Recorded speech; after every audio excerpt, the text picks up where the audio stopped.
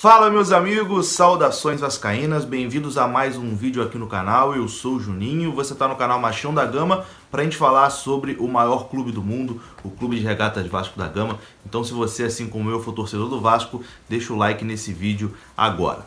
Bom, clima diferente hoje, né? A gente estava acostumado a comentar sobre vitórias, o Vasco não perdia uma partida desde março, mas uma hora isso ia acontecer, perdemos. Ontem o Vasco foi derrotado para o Fluminense por 2-1 e a gente vai conversar aqui o que a gente pode tirar de lição dessa derrota nesse clássico. E mais uma vez eu falo aqui para vocês o que eu falei no pós-jogo ontem, sem querer criar crise desnecessária no clube, porque não tem motivos. É normal, acontece de perder um jogo. O Vasco começou o campeonato superando as expectativas, todo mundo fica pé da vida, né, de perder um clássico, ainda mais pro Fluminense, que é o nosso freguês, a gente sempre ganha do Fluminense, mas esse tipo de coisa acontece no percurso, não tem por que queimar o Ramon Menezes, que ontem realmente mexeu muito mal na equipe, não estava nos seus melhores dias, mas ainda, na minha opinião, tem muito crédito pelo trabalho que vem fazendo. A gente vai conversar sobre isso, sobre o jogo de ontem e também sobre a possibilidade de novos reforços, né? Ontem ficou evidente que para esse Campeonato Brasileiro o Vasco vai precisar se reforçar para poder continuar mantendo aí esse nível de aproveitamento em pontos. Vamos lá, vamos começar o vídeo, começa depois da vinheta.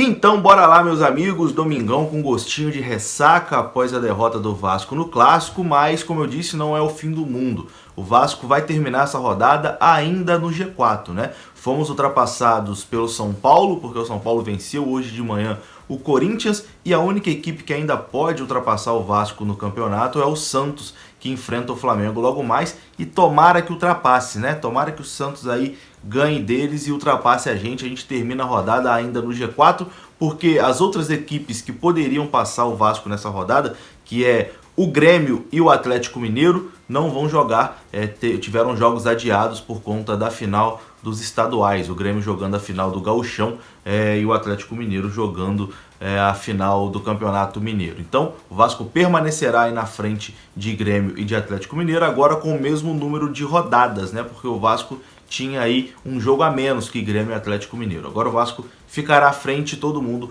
com o mesmo número de jogos, 5 jogos. Vasco, mesmo com a derrota de ontem, permanece aí no G4 do Campeonato Brasileiro. Como eu disse, não é o fim do mundo. Uma derrota ontem que assustou, mas é que a gente tem que tirar lições desses erros, né? E a gente vai começar agora aqui falando exatamente dessas lições, o que a gente pode aprender com a derrota de ontem. O Leandro Castan, inclusive, ontem, após o jogo, né, na entrevista que ele concedeu aos repórteres, ele falou uma coisa que todo mundo já vem notando, né? O fato do Vasco todo jogo entrar meio desligado, o Vasco demora a entrar na partida. Os 10 minutos iniciais é sempre ali um Deus nos acuda. O Vasco, por exemplo, contra o São Paulo poderia ter levado gol nos 10 minutos iniciais. A mesma coisa aconteceu contra o Goiás, aconteceu isso também contra o Ceará. O Vasco sempre entra meio desligado na partida e demora uns 10, 15 minutos para poder entrar ligado no jogo. E ontem, enfim, o Vasco foi castigado, levou um gol aí logo aos 2 minutos com o Dodi e depois não conseguiu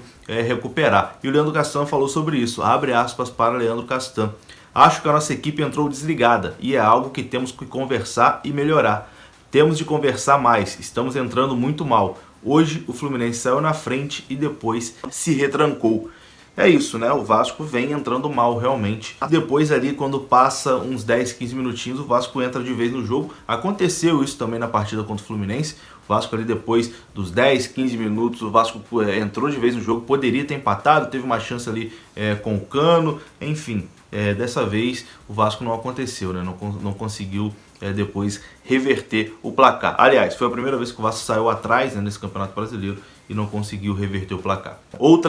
Duas coisas assim que chamaram muita atenção negativamente ontem foi Felipe Bastos, por exemplo, que tá passando aí um print na sua tela, inacreditável ele ter errado esse passe, né? Acho que essa jogada aí que viralizou, todo mundo conversando sobre, acho que você também já deve ter recebido, inacreditável, tinha ali 5 opções e o Bastos conseguiu errar o passe.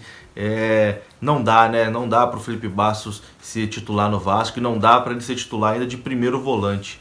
Isso é completamente inaceitável. O Vasco jogando com o Bastos de primeiro volante fica sem poder nenhum na marcação. De segundo volante não é bom também, mas enfim, ainda consegue passar batido porque tem alguém ali fazendo essa segurança. Agora o Bastos ontem de primeiro volante foi um erro tremendo do Ramon, que era para ter começado com o Juninho, ou quando viu que estava dando errado no segundo tempo, tira o Bastos e volta com o Juninho. O Bastos ficou praticamente 70 minutos em campo, o Vasco ficou praticamente 70 minutos com um jogador a menos, porque ele não conseguia acertar absolutamente nada, colecionou jogadas bizonhas, enfim, aquele pulinho que ele fica dando que é bastante irritante, né? Partida para se esquecer ontem do Felipe Bastos. E outro também que foi muito mal ontem foi o senhor Iago Pikachu, já estava muito mal contra o Goiás e foi mal ontem de novo contra o Fluminense, parece que não entrou em campo. O lado direito do Vasco ontem não existiu, né?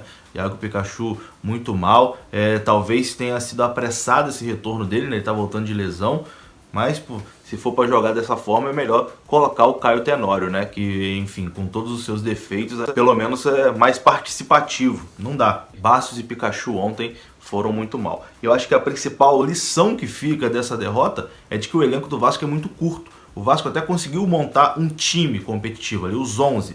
O Vasco tem um time competitivo. Tem ali dois pelo lado ali que correm, que driblam, que vão para cima, que é Vinícius e Thales. Tem o Germancano, que é um matador, se a bola sobrar para ele, ele vai guardar. E tem dois jogadores no meio ali que fazem a diferença, que é o André e o Bruno Gomes. Mas aí tem a zaga que tá fechadinha, né, com Castan e Ricardo Graça. Mas aí, meu amigo, quando você perde alguns titulares, que foi o caso de ontem, o Vasco sem o Vinícius, sem o André e sem o Bruno Gomes, aí o nível caiu bastante, porque as peças que tinham ali para repor não tinham as mesmas características, e ainda também não conseguiram se encaixar. Por exemplo, o Guilherme Paredes, nem acho que seja um mau jogador, mas não conseguiu fazer a função que o Vinícius faz na direita. O Gabriel Peck, menos ainda, né? Também não conseguiu fazer a função do Vinícius. E no meio campo, aí chega a ser constrangedor, né? Quando você perde ali o Bruno Gomes e o Andrei, e aí você tem que jogar com o Felipe Bastos e o Carlinhos, que também não é um jogador de marcação, né? O Vasco não tinha ontem um jogador de marcação no meio campo,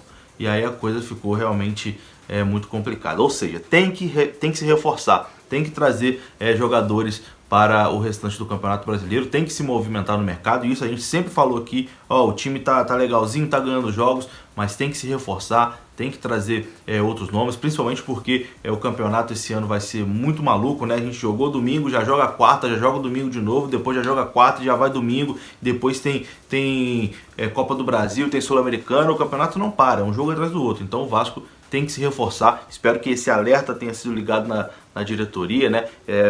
O papo que a gente escuta é que chegaria pelo menos mais uns 2 reforços aí para o Campeonato Brasileiro. A gente espera que realmente chegue uns 2 reforços. Enfim, tem que chegar mais 2 jogadores aí de nível para ser titular nesse time do Vasco. Eu acho que tem que se reforçar porque o campeonato é muito longo. Isso ficou evidente, por exemplo, ontem também, quando o Ramon, em mais um erro de substituição, né, quando ele sacou o Germancano, e aí você bota o Ribamar, que é o reserva imediato do Germancano, né? O nível cai absurdamente. Você tá aqui e aí despenca. O reserva é o Ribamar. Quando o Cano não puder jogar, o titular vai ser o Ribamar. Então tem que trazer também, sei lá, um outro jogador para ser o reserva imediato do Germancano. Enfim, o Vasco vai se reforçar para o restante do campeonato. A informação que a gente tem é essa: o Vasco vai buscar reforços. Quando eles vão chegar, não sabemos, mas vai buscar. 2 nomes foram especulados essa semana, né? O Anderson Martins, que retirou aí o processo que ele tinha na justiça contra o Vasco, esse burburinho ainda tá rolando, e também do atacante do CRB, Léo Gamalho, que tá fazendo muito gol lá na Série B. Porém, essa informação aqui do Léo Gamalho, meu amigo Marquinho do Detetives Vascaínos, disse que não procede. Ele falou que essa informação que saiu sobre o Léo Gamalho no Vasco não é verdade. Conversou aí com o staff do atleta, que negou a situação, e também conversou com o clube, e essa situação não existiu. Léo Gamalho no Vasco não vai acontecer. Também acho que também não seria um jogador que acrescentaria muita coisa para o Vasco, não. É isso. Lições da derrota de ontem. Eu acho que fica a lição aí que Felipe Bastos não dá para ser titular num time de primeira divisão do Campeonato Brasileiro, pelo menos não no Vasco. Fica a lição também que o elenco é muito curto e vão ter que se reforçar, né? Vai ter que trazer reforços aí para aguentar o pique desse Campeonato Brasileiro, até porque com essa loucura aí de Covid pode acontecer o que aconteceu com o Vinícius. O cara tava bem num jogo, jogou, no próximo já tá fora dos próximos 3. Aí o Bruno Gomes, mesma coisa. cara tá bem aí, tá jogando, do nada testou positivo, tem que ficar 10 dias fora. E 10 dias nesse campeonato já são 3 jogos. Então, tem que trazer reforços aí para esse elenco pra gente aguentar essa batida do Campeonato Brasileiro. E vamos aí, que na quarta-feira já tem jogo contra o Santos na Vila Belmiro, desfalcado de Bruno Gomes, desfalcado de Thales e desfalcado de Vinícius, né? Ah, rapaz, Ramon vai ter que coçar a cabeça aí para poder ajeitar esse time. Inclusive, vamos aqui a sequência dos próximos 5 jogos do Vasco no Campeonato Brasileiro. O Vasco pega o Santos, depois recebe o Atlético Paranaense, recebe o Atlético Goianiense, visita o Botafogo no Engenhão e depois tem um jogo na Copa do Brasil, que ainda não tem adversário definido. O sorteio é na terça-feira. E é isso, meus amigos. Vou ficando por aqui. Domingão aí, infelizmente aquele domingo com gosto esquisito, né? Já que o Vasco não conseguiu a vitória. A gente fica por aqui, mas de qualquer forma estaremos sempre comentando sobre o nosso Vasco da Gama. Deixe o seu like, se inscreva aqui no canal. Tô indo nessa. Apesar da derrota, ser Vasco é muito bom. Saudações vascaínas. Fui!